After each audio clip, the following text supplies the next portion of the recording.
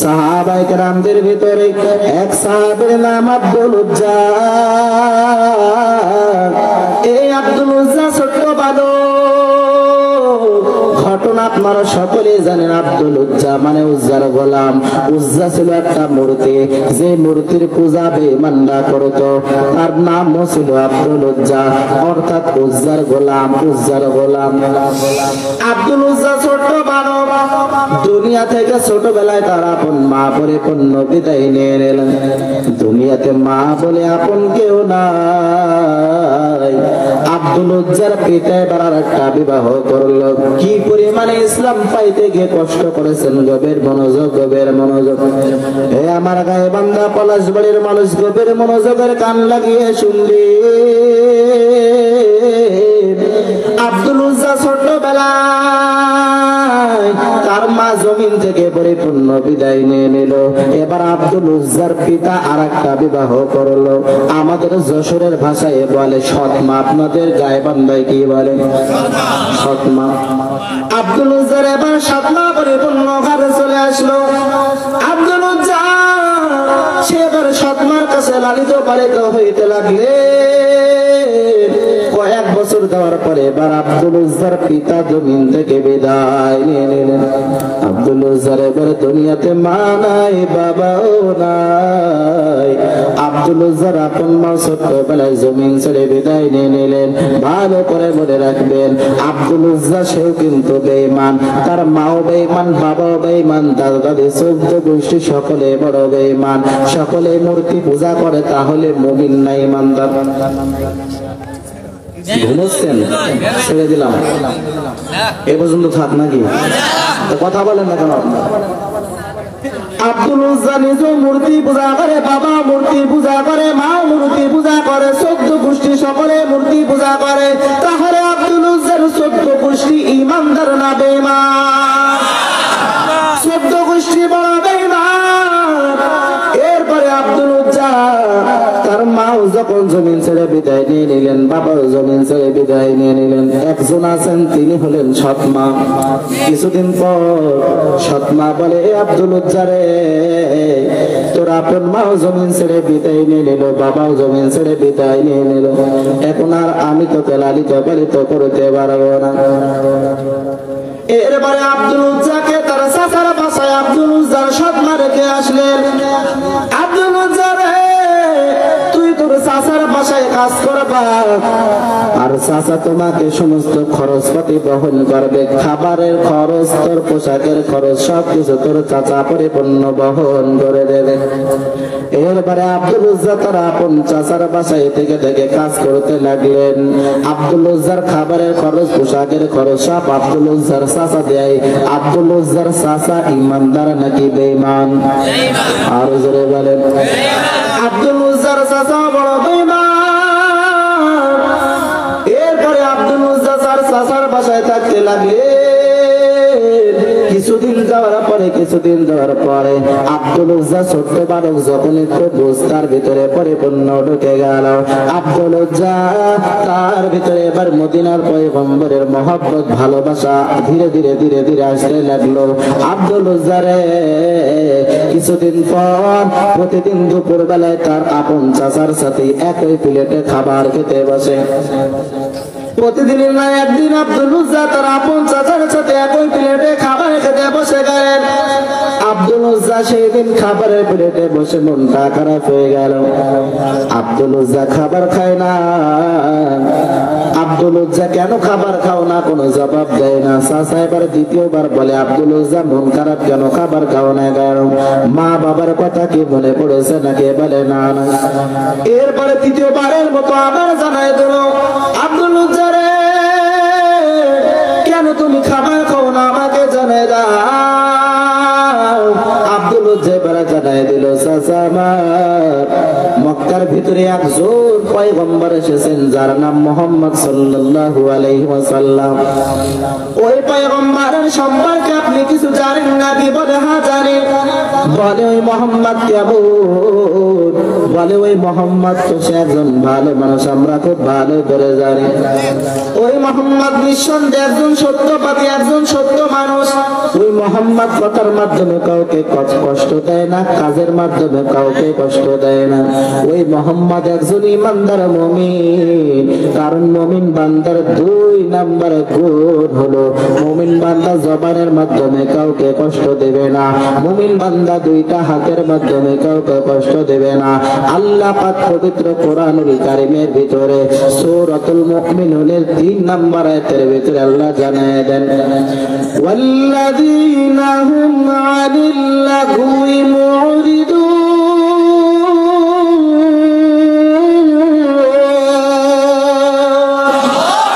আল্লাহ পাক জানায় দেয় মুমিন বান্দার 2 নাম্বার গুণ হলো মুমিন বান্দা জবানকে পরিপূর্ণ কন্ট্রোল করবে, জবানের মাধ্যমে কাউকে কষ্ট দেবে না। মুমিন বান্দা তার 2টা হাতের মাধ্যমে কাউকে কষ্ট দেবে না, কারোর উপরে অত্যাচার জুলুম করবে না। এটা হলো মুমিন বান্দার 2 নাম্বার গুণ। ওই পয়গম্বর নিঃসন্দেহে একজন ভালো মানুষ, মুহাম্মদ একজন ভালো মানুষ। ওই মুহাম্মদ তার ভিতরে বিন্দু পরিমাণ কোনো সন্দেহ নাই, সে নিঃসন্দেহে একজন ভালো মানুষ, তার ভিতরে কোনো বিন্দু পরিমাণ কোনো সন্দেহ নাই। ওই মুহাম্মাদের মতো ভালো মানুষ গোটা বিশ্বের ভিতরে আর কেউ নাই, মুহাম্মাদের মতো আমানতদার কেউ নাই। মুহাম্মদ একজন ভালো আমানতদার, মুহাম্মদ ভালো আমানতদার, যার কারণে বেঈমানরা আমার পয়গম্বরের কাছে সম্পদ রেখে দিতেন। অন্যান্য বেঈমানদের লিডারদের কাছে সম্পদ রাখলে 3 ভাগের 1 ভাগ হাওয়া হয়ে যাইতো, গায়েব হয়ে যাইতো। কিন্তু মুহাম্মাদের কাছে যতটুকু রাখতেন ততটুকু পাইতেন, সময় মতো ফেরত পেয়ে যাইতেন। ওই পয়গম্বর নিশ্চয় একজন ভালো মানুষ। এরপরে আব্দুল উজ্জা তার চাচাকে জানায় দিল, চাচা আমার ওই মুহাম্মদ যখন ভালো মানুষ, তাহলে মুহাম্মদের হাতে কালেমা পড়ে আপনি আর আমি যদি মুসলমান হই তাহলে কেমন হবে? এবার চাচার মাথা গরম নাকি ঠান্ডা? হ্যাঁ, চাচার মাথা এবার গরম হয়ে গেল। আব্দুল উজ্জা রে,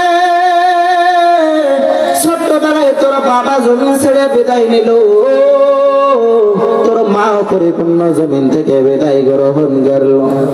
আমি তোর চাচা ছোট্টবেলা থেকে কি পরিমাণে কষ্ট করে তোকে লালিত পালিত করলাম, তুই এখন আমি চাচার ধর্মে চুনকালি লাগাই তুই ইমানদার হবি, মুসলমান হবি, আমি কখনো মানতে পারি না।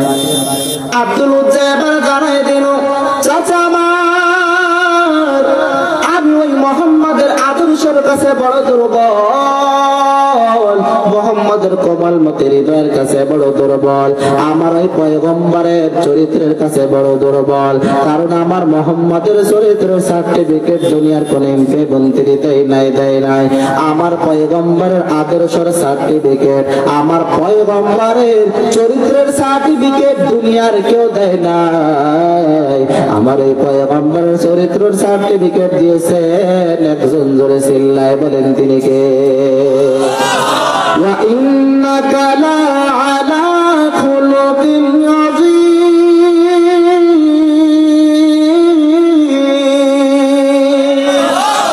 আল্লাহ পাক জানে দেয়, ও পয়গম্বর তোমার চরিত্রের ভিতরে বিন্দু পরিমাণ কেউ দাগ লাগাতে পারবে না, যার কারণে আমি আল্লাহ পাক পরিপূর্ণ তোমার চরিত্রের সার্টিফিকেট দিয়ে দিলাম। তোমার চরিত্র নিয়ে কাফের বেঈমানরা কখনো হাসি তামাশা করতে চাইবে, কিন্তু আমি আল্লাহ পাক তোমার চরিত্রের সার্টিফিকেট পরিপূর্ণ দিয়ে দিলাম, যার কারণে বেঈমানরা তোমার চরিত্র নিয়ে তারা হাসি তামাশা করতে পারবে না। দুনিয়ার কেউ আমার পয়গম্বরের সার্টিফিকেট দেয় না, আমার পয়গম্বরের চরিত্রের সার্টিফিকেট দিয়েছেন একজন, জোরে চিল্লায় বলো তিনি কে? এবার আব্দুল উজ্জা যখন চাচার সামনে জানায় দিল, চাচা আমার আমি ইমানদার হয়ে যাইব, ও মুহাম্মাদের হাতে আমি কালেমা পড়ে পড়ে পড়ে আমি মুসলমান হয়ে যাইব। এবার চাচার মাথা বড় গরম, চাচার মাথা বড় গরম হয়ে গেল। আব্দুল উজ্জা, যদি তুই ইমানদার হয়ে যাস, যদি তুই মুসলমান হয়ে যাস, তাহলে আমি চাচা এতদিন যত তোর খাবার দিয়েছি, ভরণ পোশাক দিয়েছি, যত সম্পদ দিয়েছি, সব আমাকে ফেরত দেওয়া লাগবে। এবার আব্দুল উজ্জা দুইটা চোখের পানি ছেড়ে কান্নাকাটি করে আর ডাক দিয়ে বলে, চাচা আমার দুনিয়া থেকে ছোট্টবেলায় আমার মা বিদায় নিয়ে নিলেন, বাবাও বিদায় নিয়ে নিলেন। সৎ মায়ের ঘরে ছিলাম, সৎ মামাকে লালিত পালিত করতে পারবে না বলে চাচা আপনার ঘরে আমার সৎ মামাকে পরিপূর্ণ রেখে দিলেন। আর আজকে আমি ঈমান গ্রহণ করার কারণে আমার সব সম্পদ গুলো আপনি নিয়ে নেবেন, ঠিক আছে, কোনো সমস্যা নাই। আমি আব্দুল উজ্জা সমস্ত সম্পদ গুলো দিয়ে দিতে রাজি আছি, তারপরও কিন্তু পরিমাণ ঈমান আমি দিতে রাজি না। আব্দুল উজ্জা রে, দ্রুত সম্পদ গুলো আমাকে দিয়ে দাও। আব্দুল উজ্জা এবার তার ঘর থেকে দ্রুত সম্পদ গুলো একত্রিত করে করে তার চাচার সামনে একত্রিত করে চাচার সামনে দিয়ে দিল। আব্দুল উজ্জা, তুই যখন ইমানদার হয়ে যাইবে, তাহলে আমার বাসা থেকে এবার বিদায় নিয়ে আমার ঘর থেকে পরিপূর্ণ তুই চলে যা, আমার বাসার ভিতরে কোনো জায়গা নাই।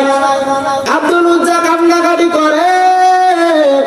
আব্দুল উজ্জা এবার চোখের পানি মুছতে মুছতে যখন বাসার ভিতরে থেকে বাহির হয়ে যায়, পিছন থেকে চাচা ডাকতে বলে, আব্দুল উজ্জা কই যাও? বলে, আমি বাসা থেকে চলে যাইতেছি পয়গম্বরের দরবারে। এরপরে আব্দুল উজ্জাকে ডাকতে বলে, আব্দুল উজ্জা কই যাও? যেখানে যাও, যাওয়ার আগে তোমার শরীরে যে পোশাক গুলো তো আমি চাচার টাকার বিনিময়ে ক্রয় করা। ইমানদার যখন হয়ে গেছো, মুসলমান যখন হয়ে গেছো, আমি চাচার ধর্ম যখন ত্যাগ করেছ, তাহলে আমি চাচার কেনা পোশাক গুলো খুলে খুলে রেখে যাওয়া লাগবে। এরপরে আব্দুল উজ্জা তার শরীর থেকে এক এক করে পোশাক গুলো খুলে খুলে চাচার সামনে রেখে দেয়। চাচার সামনে সমস্ত পোশাক গুলো খুলে রেখে রেখে এবার আব্দুল উজ্জার পরনে আছে মাত্র একটা লুঙ্গি। আব্দুল উজ্জা রে, এরপরে আব্দুল উজ্জা আবার যখন বাসা থেকে রওনা করে দিলেন, মদিনার পয়গম্বরের দরবারে যাবে, মসজিদে নববীর ভিতরে যাবে, এমন অবস্থায় আবার চাচা ডাক দিয়ে দিল, আব্দুল উজ্জা কই যাও? বলে, আমি পয়গম্বরের দরবারে যাই। বলে, আমি চাচার সমস্ত সম্পদ গুলো ফেরত দিয়েছ, ভালো কথা। আমি চাচার কিনে দেওয়া জামা কাপড় গুলো ফেরত দিয়েছ, ভালো কথা। তোমার পরনে যে লুঙ্গিটা, এই লুঙ্গিটাও তো আমি চাচার সম্পদের বিনিময়ে ক্রয় করা। ইমানদার যখন হয়ে গেছ, মুসলমান যখন হয়ে গেছ, তাহলে আমি চাচার ক্রয় করা লুঙ্গিটা আমাকে দিয়ে দাও। আব্দুল উজ্জা চোখের পানি ছেড়ে কান্নাকাটি করে আর হাউমাউ করে কান্নাকাটি করে, বলে, ও আমার চাচা, দুনিয়াতে আমার মা নাই, বাবাও নাই, দুনিয়াতে আমি বড় এতিম হয়ে গেলাম, আমি বড় অসহায় হয়ে গেলাম, যার কারণে আমার সৎ মা তোমার বাসাতে আমাকে রেখে দিলেন। কিন্তু ঈমান আনার কারণে যে আমাকে এত শাস্তি আপনি কেন দিয়েছেন? লুঙ্গিটা একটু আমাকে ভিক্ষা দিয়ে দেন, আমি লুঙ্গিটা পরিয়া পরিয়া ওই মসজিদে নববীর ভিতরে পয়গম্বর দরবারে আমি হাজির হয়ে যাইব। চাচা বলে, না, হবে না, হবে না, হবে না, হবে না, লুঙ্গিটা পরিপূর্ণ খুলে রেখে যাওয়া লাগবে। এবার আব্দুল উজ্জাকে ডাক দিয়ে বলে, আব্দুল উজ্জা, লুঙ্গিটা আমি তোমাকে দিতে পারি, শর্ত একটা। বলে, কি শর্ত? বলে শর্ত হলো ঈমানটা ছেড়ে দিতে হবে, আমাদের ধর্মে আসা লাগবে, তাহলে লুঙ্গি দিয়ে দেব। আব্দুল উজ্জা বলে, না না, এটা আমার দ্বারা সম্ভব না। এরপরে আব্দুল উজ্জার কর্ণে থেকে জোর করে টেনে টেনে টেনে টেনে জোর করে এক পর্যায়ে লুঙ্গিটা খুলে নিয়ে নিল। আব্দুল উজ্জা এবার তার লজ্জা স্থান ধরে তার সৎ মায়ের ঘরের সামনে যে কান্নাকাটি করে, বলে, আর মা, কই আপনি ঘর থেকে বাইর হয়ে যান। এবার সৎ মা এসে দেখে, আব্দুল উজ্জা তোর এই অবস্থা কেন? কে অবস্থা করলো? আব্দুল উজ্জা ডাকতে পারে, মা আমার ছোট্টবেলায় আমার মা জমিন ছেড়ে বিদায় নিয়ে নিলেন, বাবা জমিন ছেড়ে বিদায় নিয়ে নিলেন। আপনি আমাকে আমার চাচার বাসায় রেখে এসেছিলেন। আমার চাচা বড় বেঈমান মূর্তি পূজারক, আপনিও বেঈমান মূর্তি পূজারক। আমি ঈমান আনার কারণে আমার চাচা আমার সমস্ত কাপড়গুলো খুলে খুলে নিয়েছে। দ্রুত আমাকে একটা কাপড়ের ব্যবস্থা করিয়া দেন। আব্দুল উজ্জার সৎমাও তখন কাপড় দিতে চায় না। দুনিয়ার ভিতরে যার মা নাই সে জানে মায়ের কি কদর, দুনিয়ার ভিতরে যার বাবা নাই সে জানে বাবার কি কদর। এ আল্লাহর গোলামের দল, একটা আপন মা জানে একটা সন্তানকে 10 মাস 10 দিন 9 মাস 10 দিন 15 দিন দীর্ঘ সময় গর্ভে ধারণ করিয়া করিয়া করিয়া ওই সন্তানটা যখন জমিনের ভিতরে আসে, জমিনের ভিতরে সন্তানের প্রতি গোটা পৃথিবীর ভিতরে সব থেকে মায়া একজনের বেশি। জোরে চিল্লায় বলেন তিনি কে? একটা সন্তান জমিনে আসার সময় মা যে পরিমাণে কষ্ট ত্যাগ স্বীকার করেছেন গোটা পৃথিবী তার কেউ করে নাই। ওই মা গর্ভে আমাকে আপনাকে ধারণ করে করে জমিনের ভিতরে নিয়ে আসলেন। কি পরিমাণে কষ্ট করলেন। আব্দুল জেবার কান্নাকাটি করে, দুনিয়ার ভিতরে যদি আমার আপন মা থাকতো তাহলে যতই কষ্ট হোক না কেন আমার বাবা না থাকলেও পরের বাড়িতে কাজ করে করে হলো আমি আব্দুল উজ্জাকে মানুষ করতে, ঠিক কিনা বলে? জীবনের মূল কষ্ট মায়ের প্রসব বেদনায়, 7 আসমান 7 জমিন তখন মায়েরই মাথা। জীবনের মূল কষ্ট মায়ের প্রসব বেদনায়,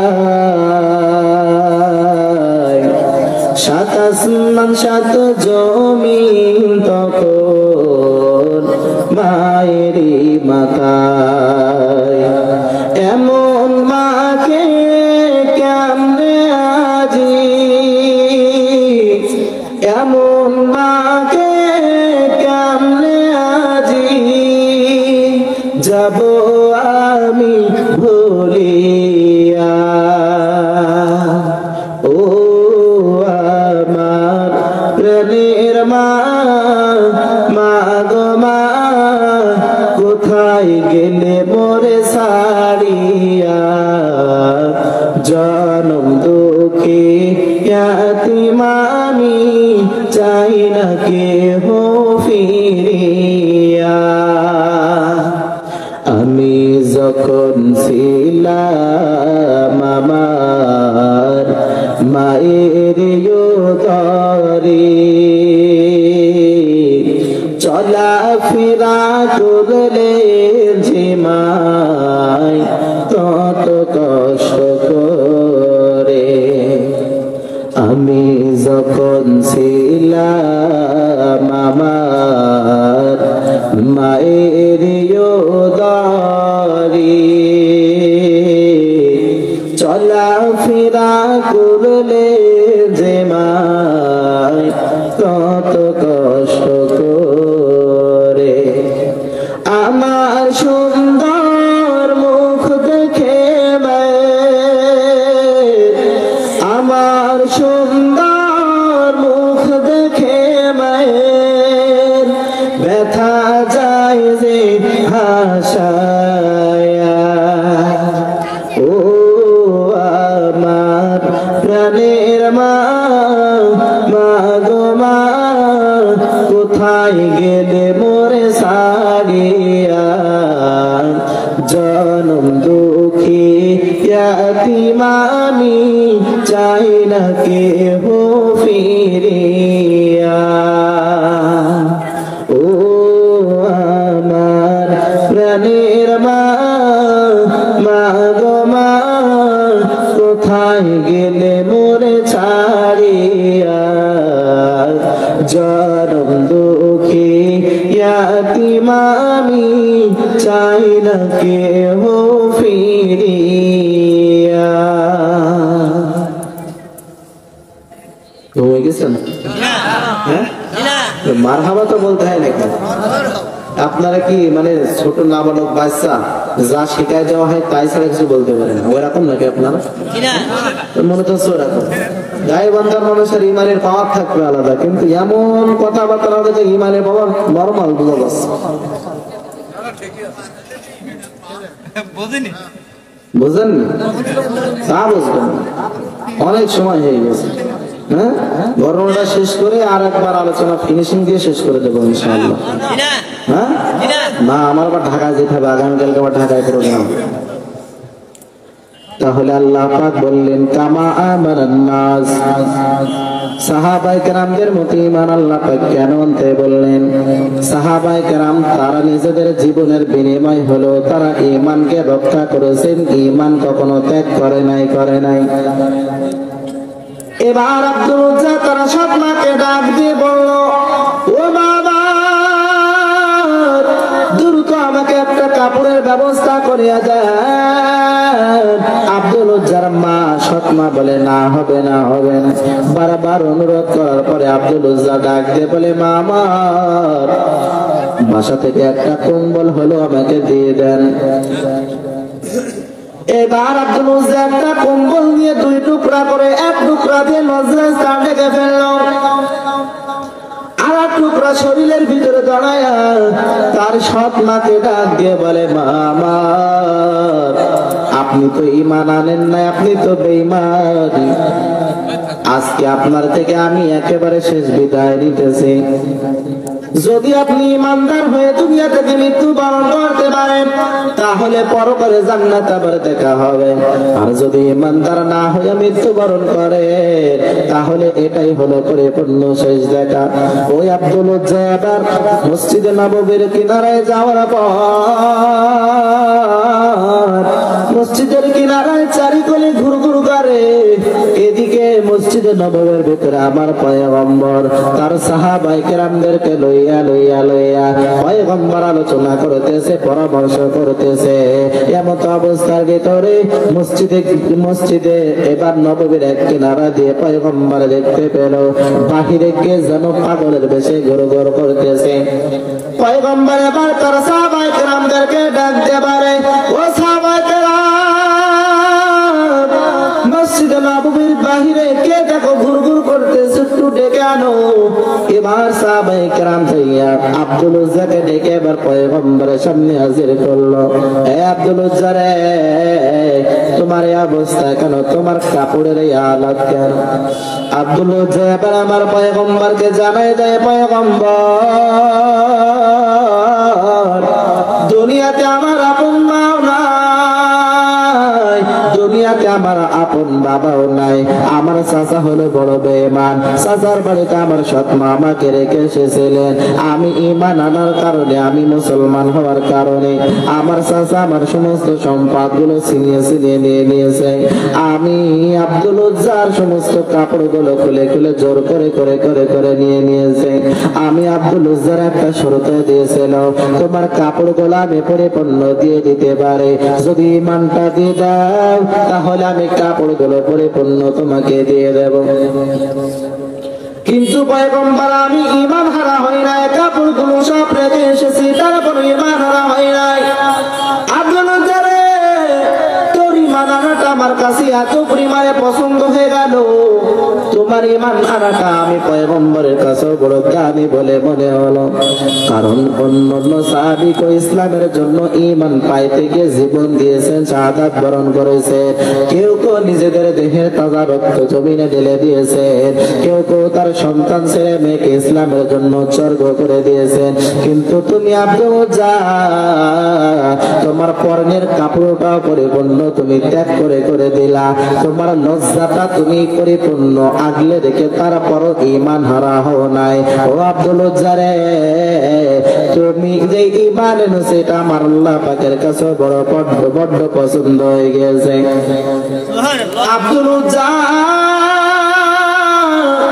নামের অর্থ হলো উজ্জার গোলাম। ও আব্দুল উজ্জা, আমি পয়গম্বর তোমাকে অনেক মহব্বত করলাম, অনেক ভালোবাসলাম, যার কারণে তোমার নাম আজ থেকে আব্দুল উজ্জা হবে না, আজকে থেকে তোমার নাম দুইটা হবে, যে দুইটা নাম আমার আল্লাহ পাকের কাছে বড় প্রিয়, একটা হলো আব্দুল্লাহ আর একটা হলো আব্দুর রহমান। সমস্ত সাহাবায়ে কেরাম আজকে থেকে তোমাকে আব্দুল উজ্জা বলে কেউ তোমাকে ডাকবে না, সকলে তোমাকে আব্দুল্লাহ এবং আব্দুর রহমান বলে ডাকবে। সুবহানাল্লাহ। সাহাবায়ে ঈমান পাইতে গিয়ে কি পরিমাণে কষ্ট স্বীকার করলেন, কি পরিমাণে রক্ত ঝরাইলেন। সাহাবায়ে ঈমান পাইতে গিয়ে তাদের জান মাল সবকিছু ইসলামের জন্য পরিপূর্ণ উৎসর্গ করে দিলেন। এরে আল্লাহর গোলামের দল, দুনিয়াতে এসেছি আবার অন্ধকার কবরে আমাদের সকলকে যাওয়া লাগবে। দুনিয়া থেকে বান্দা পরিপূর্ণ ঈমানদার হইয়া যাওয়া লাগবে, নেক আমলের লাইনে বান্দা পরিপূর্ণ অগ্রসর হয়ে যাওয়া লাগবে। কারণ অন্ধকার কবরে যাওয়ার পর দুনিয়ার কোন ক্ষমতার চেয়ারের গরম বান্দা ওখানে চলবে না, চলবে না, টাকার গরম চলবে না।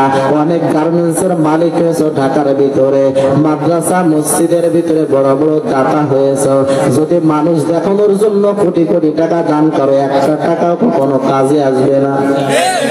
যার প্রমাণ মাহফিলে মাহফিলে গেলে দেখতে পারে, 20 টাকা দেয়, তারপরও বলে হুজুর মাইকে যদি নাম না বলে তাহলে টাকা ফেরত নেব।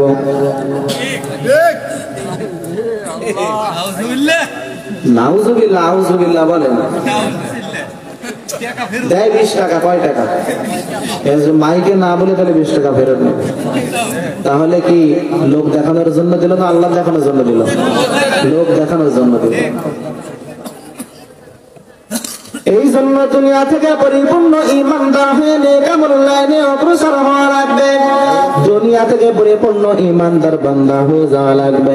কারণ আল্লাহ পাক জানায় দেন, উলাইকা আলা হুদাম মির রাব্বিহিম ওয়া উলাইকা হুমুল মুফলিহুন।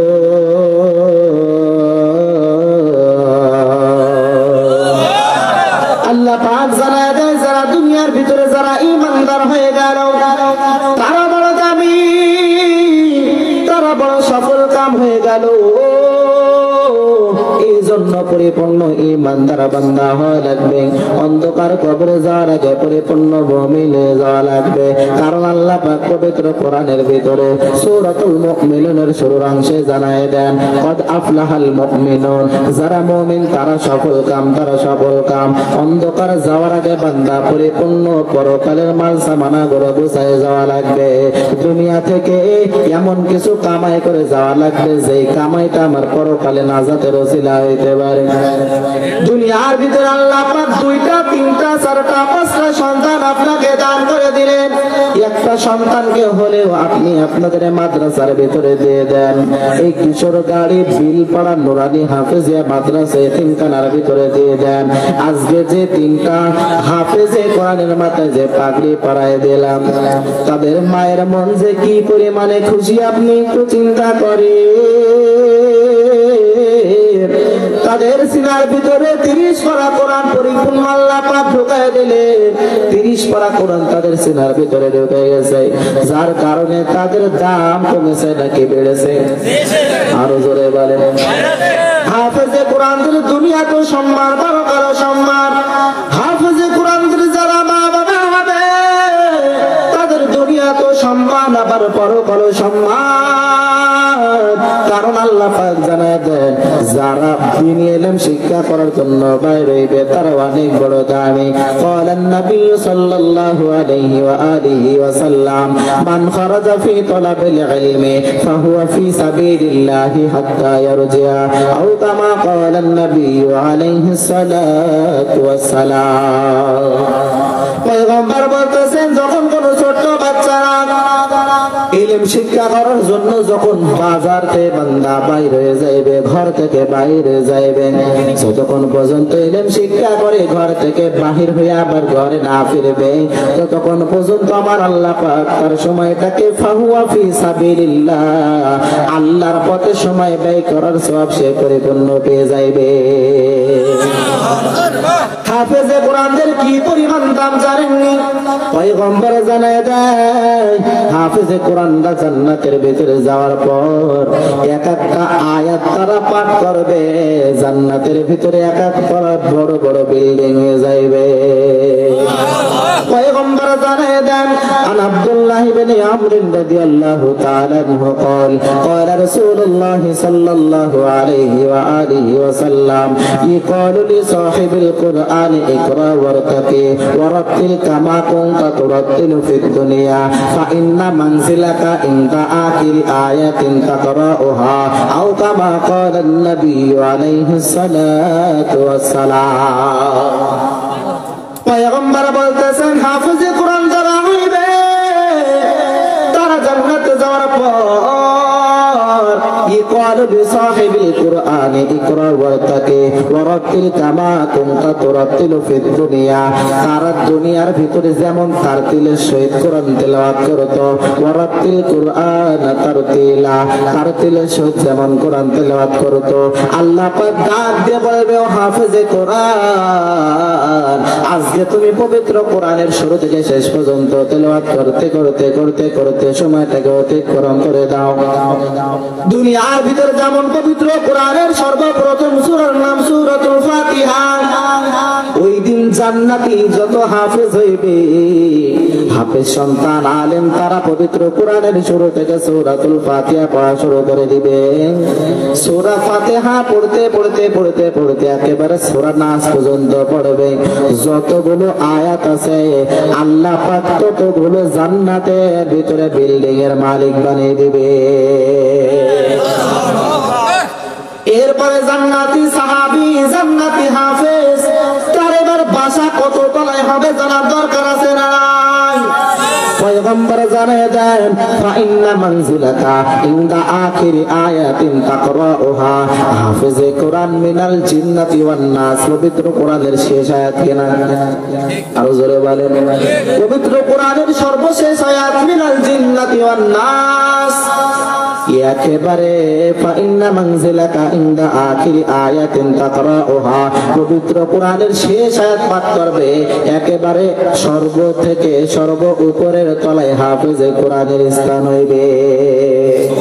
তাহলে একটা সন্তানকে হলো হাফেজে কোরআন বানানোর দরকার আছে না নাই? কে মাদ্রাসাতে একটা হলো আপনার সন্তানকে দিয়ে হাফেজে কোরআন বানাবেন? দুইটা হাত আল্লাহকে দেখা যায়। যাদের সন্তান নেই, সন্তান হলে দেবেন, আল্লাহ পাক দেখায়, দুইটা হাত আল্লাহকে দেখা যান। লিল্লাহি তাকবীর। আর রব্বুল আলামিন আমাদের যাদের সন্তান আছে, সন্তানদেরকে পবিত্র কোরআন হিফজ করানোর মতো তৌফিক দান করে দেন। আলহামদুলিল্লাহি রাব্বিল আলামিন, ওয়াস সালাতু ওয়াস সালামু আলা খাইরি খালকিহি মুহাম্মদ।